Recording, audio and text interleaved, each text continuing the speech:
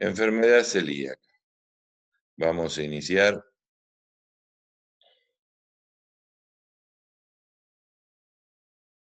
La enfermedad celíaca es inmunogenética, inducida por la ingestión de trigo, avena, cebada o centeno. La sigla es TAC y nos sirve para diferenciar los alimentos que no deben ingerir los niños que se ha diagnosticado esta enfermedad. Por eso es que se llaman alimentos sin TAC.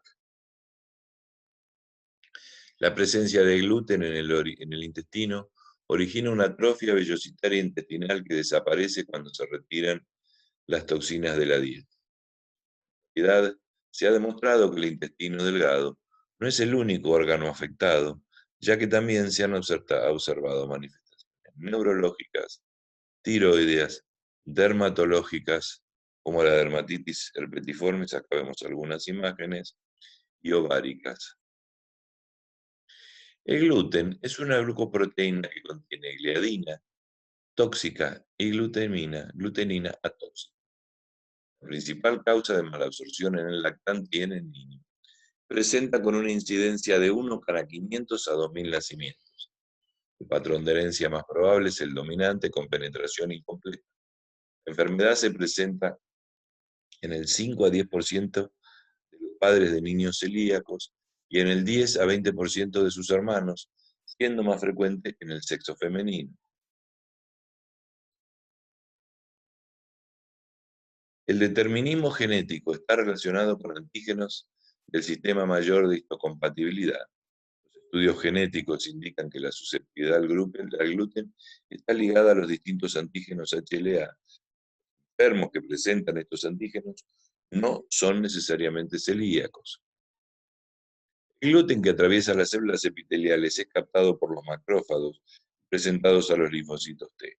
Una vez que estos son activados, se produce una rápida liberación de linfoquinas, interferón gamma y factor de necrosis tumoral que estimula la formación de linfocitos tóxicos. Killer, células cebadas, eosinófilos, linfocitos B. Esta infiltración celular, conjuntamente con las interleuquinas, mediadores inflamatorios y anticuerpos, destruyen el epitelio de revestimiento, provocando la atrofia vellositaria y la hipertrofia de la cripta. La atrofia vellositaria es causada por una marcada apoptosis del enterocito demostrada por la fragmentación del ADN epitelial. Las enzimas del ribete en cepillo, disacaridasas y la aspartasa alcalina, se encuentran muy pero muy afectadas. Se pierden proteínas por las heces, de hecho de relevancia en la patogenia del retraso del crecimiento. En un tercio de los pacientes se presenta edema por hipoproteinemia. La anemia es de tipo microcítico hipocrómico por defecto de la absorción y expoliación del hierro, sumada a las deficiencias de ácido fólico. La absorción de vitamina D es normal debido a que el ilion no está comprometido. Síntomas clínicos son consecuencia de un síndrome de malabsorción global debido a la atrofia vellositaria. Los síntomas aparecen luego de semanas de la introducción en la dieta de alimentos que contienen gluten en el primer año de vida, aunque puede presentarse en el niño mayor, en adolescencia, inclusive en adultos. Formas típicas, las más frecuentes, y atípicas o monosintomáticas. Las primeras suelen aparecer luego de varias semanas en forma de diarrea líquida prolongada con esteatorrea, tensión abdominal, inapetencia, anorexia, apatía, irritabilidad, desnutrición y retraso del crecimiento. Las atípicas comienzan habitualmente en la segunda infancia o en la adolescencia. Es llamativo el retraso del crecimiento, no siempre acompañado de distensión abdominal, estreñimiento y prolapso rectal. Los síntomas pueden darse en forma aislada. La constipación del lactante con esteatorrea o sin ella y el déficit pondoestatural son compatibles con la intolerancia a la gliadina. El diagnóstico debe hacerse lo más precozmente posible antes de que se establezca el cuadro de desnutrición grave con signos clínicos de hábitat. La sospecha es fundamental y la prevención también. El interrogatorio cuando uno como pediatra introduce alimentos luego de los 6 meses de lactancia materna exclusiva consultar si hay o no antecedentes de celiaquía en la familia para evitar la introducción precoz de alimentos que contengan gluten. Volviendo a la sintomatología, tenemos las formas típicas con diarrea y sintomatología gastrointestinal. Entonces se presenta una diarrea que suele ser intermitente y luego se hace continua, voluminosa, fétida, espumosa, amarillenta y sobrenadante en el agua. Frecuente que esta diarrea sea de una o dos deposiciones diarias, pero muy abundantes, aunque el síntoma es, junto con la baja talla, uno de los más comunes de la enfermedad, a veces está ausente. El niño pierde interés por el medio ambiente, se encuentra quejoso, se altera su desarrollo neurológico, si se sentaba, paraba o deambulaba, deja de hacerlo. Los vómitos y la distensión abdominal suelen dominar el cuadro clínico. El edema localizado puede presentarse en miembros inferiores y es debido a la hipoproteinemia. La anemia microcítica se debe a la falta de ingestión de hierro por la mala absorción y la anorexia. Aparecen entonces cuadros de hipovitaminosis, especialmente de las vitaminas hiposolubles, como piel seca, cabello ralo, raquitismo y discrasia sanguínea. Tenemos formas monosintomáticas, se presentan en niños mayores más frecuentemente, ¿sí? Que dificultan el diagnóstico. Yo debo sospechar en niños con una baja talla o una baja velocidad de crecimiento.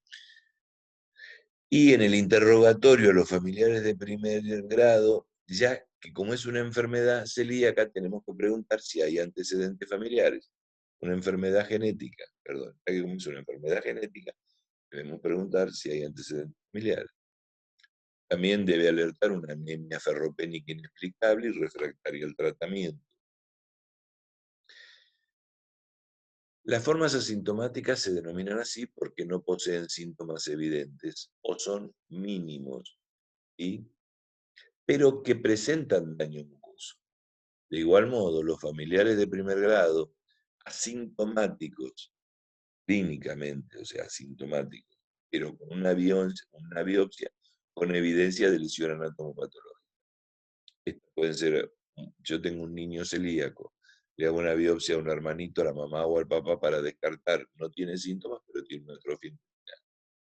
Y las formas latentes, sí, cuando hay alteraciones histológicas. O sea, a ver, el paciente tuvo una lesión vellositaria que revirtió cuando suspendo el gluten, pero que no vuelve a aparecer cuando lo reintroduzco. Es latente. Suelen verse manifestaciones neurológicas, como ya hemos visto. La forma de investigar a los niños sin lesiones intestinales, pero con síntomas del sistema nervioso central, se realiza a través de la determinación de anticuerpos. Ya vamos a conversar de eso. En la tomografía computarizada se verán microcalcificaciones occipitales.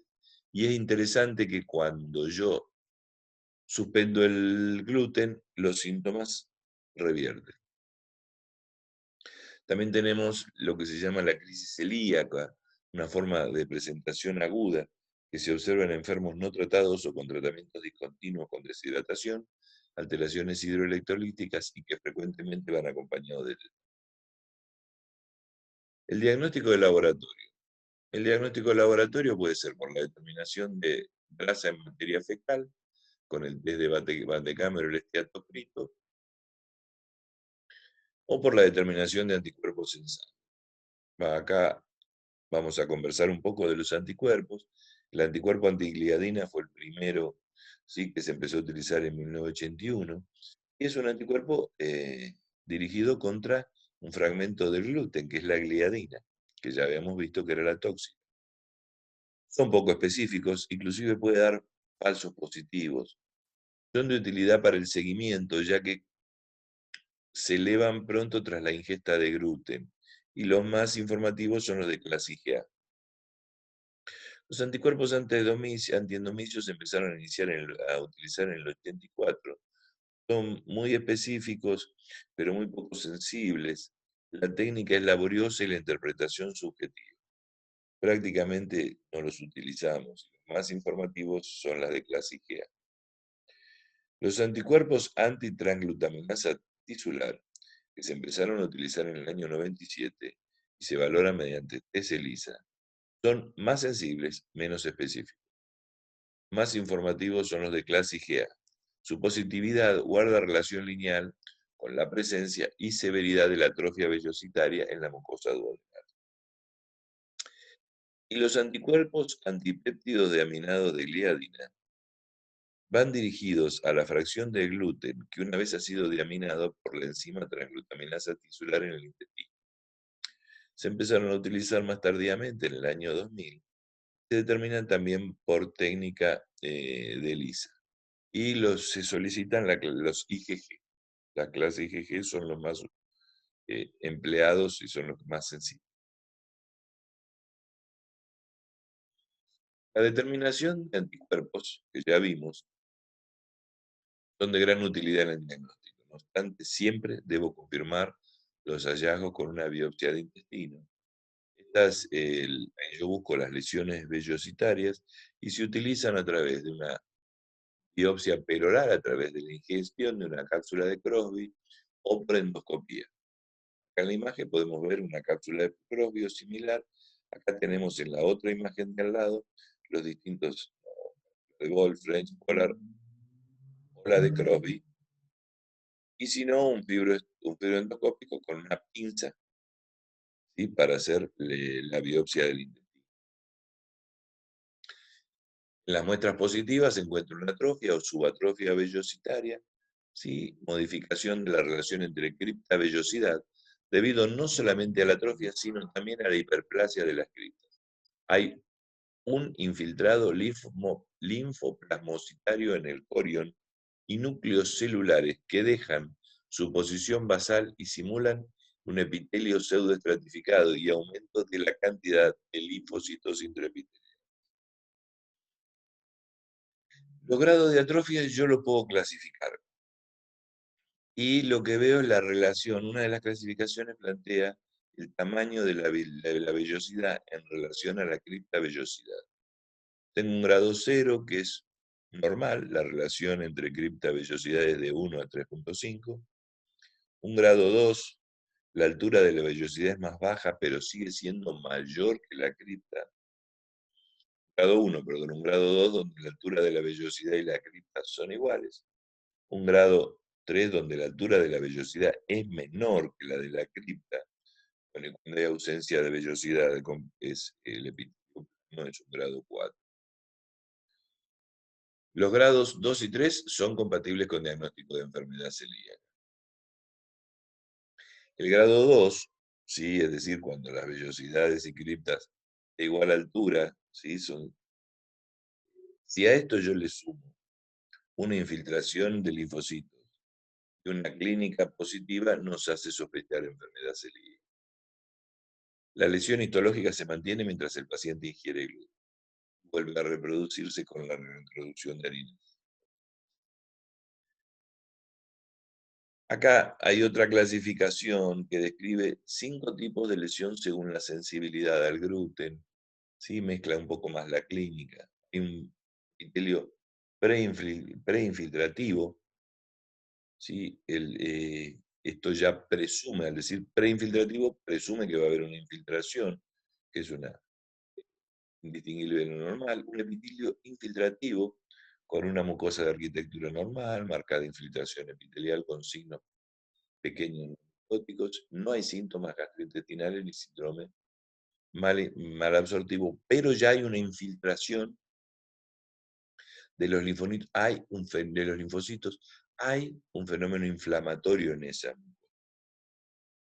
Hay un estadio posterior, hiperplásico, llama epitelio hiperplásico, con una arquitectura normal, pero hay una infiltración epitelial linfocitaria y ya hay hipertrofia de la. Hay un epitelio destructivo, que es la lesión típica con mucosa plana. Cada aumento de la infiltración epitelial linfocitaria con franca actividad mitótica. Bueno, y después se habla de un epitelio atrófico cuando no responde al retiro de gluten. ¿Con qué tengo que diferenciar yo el diagnóstico? Cuando tengo un cuadro malabsortivo con un retardo del crecimiento de la talla. Bueno, yo tengo que ver si no tiene una parasitosis intestinal, como una giardia, o un estrongiloides, que también puede presentar diarrea, ¿sí? Van de Kammer, y algunas biopsias con alteraciones inespecíficas, como un grado 1 o grado 2. Acá abajo vemos una imagen de un desviar de alambre y de un estrongiloides estertor. Y otras patologías malabsortivas, la alergia a la leche de vaca o la enfermedad fibroquística también debe ser descartada. Existen evidencias de que asocian la enfermedad celíaca con diabetes insulinodependiente, con síndrome de Down y con otras enfermedades como la tiroiditis, la dermatitis herpetiforme y la insuficiencia selectiva de IgA. Complicaciones. El linfoma y el adenocarcinoma de esófago son complicaciones tardías y extremas de la enfermedad que puede presentarse en enfermos que abandonan su tratamiento dietético. Y una vez realizado el diagnóstico, debe iniciarse el tratamiento libre de gluten, sin trigo, sin centeno, sin cebada y sin avena. Debido a que el trigo está presente en nuestra dieta, no solo en los preparados que nosotros habitualmente utilizamos la harina en forma directa, sino que otros preparados que son contaminación cruzada o que tienen trigo en su interior y nosotros no lo visualizamos, hay que aconsejar a las madres solicitar información en la Asociación Celíaca Argentina.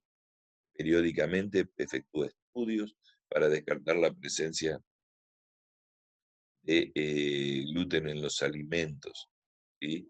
Que tienen un logo que dice sin TAC.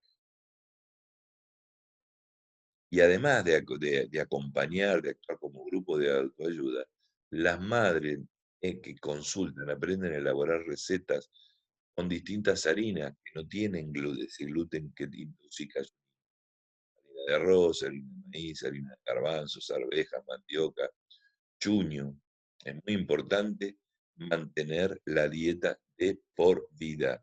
Ya vimos cuáles son las complicaciones a larga tiempo prolongado de no realizar la dieta independientemente de la sintomatología. Esta es una tabla, ¿sí? Donde un poco podemos ver, como ustedes tienen el PowerPoint en, en el aula, pueden ver esta tabla, ¿sí? Pero fíjense que cuáles son los alimentos prohibidos, fíjense que están los fiambres y los embutidos, cervezas, malta, whisky, turrones, barquillos, patés, café instantáneo, agua de cebada, conservas, y cuáles son los alimentos permitidos. Con la introducción de la dieta mejora el comportamiento y el peso comienza a aumentar en 2 a 3 semanas. La recuperación de la talla se logra en 2 años. En caso de diagnóstico tardío, el progreso postnastatular es más lento. Finalizamos la clase de enfermedad celíaca y nos vemos en la próxima, que es muy factible que desarrollemos fibrosis quística del páncreas o mucoviscidosis. Hasta la próxima.